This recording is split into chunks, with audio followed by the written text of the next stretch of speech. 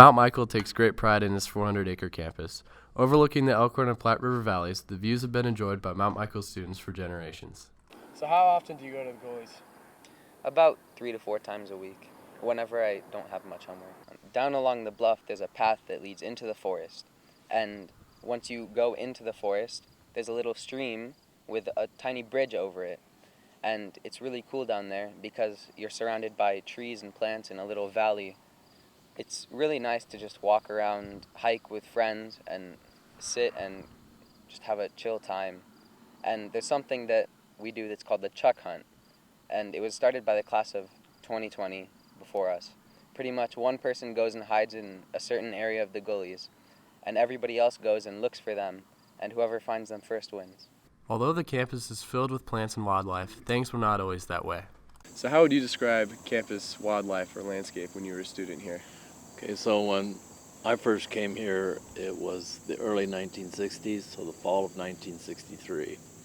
So there's so much vegetation right here, it's unbelievable. It was not like this. There were no trees. It was open country. And of course it was almost as open as the bottom valley below us.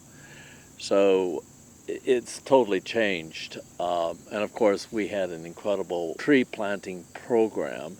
So was there the air balloon, or whatever you call it for where an airplane lands, was totally free all the way down to what now is the cemetery.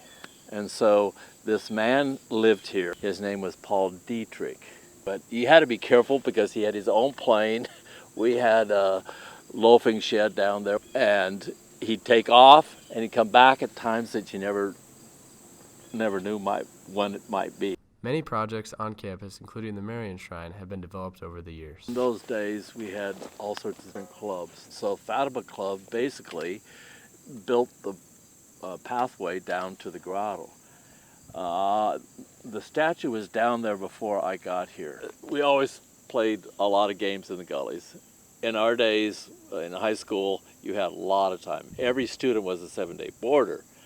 And so you had to do some things that were creative. So playing capture the flag, just all sorts of games. Manhunts, we used to manhunt. The trees, because we plant trees, then the birds are carrying seed and the seed is blowing all over. And so the trees have developed in the Gullies a lot. The Mount Michael Gullies have entertained students for over 50 years. As the Gullies continue to grow, students will be able to enjoy them for years to come.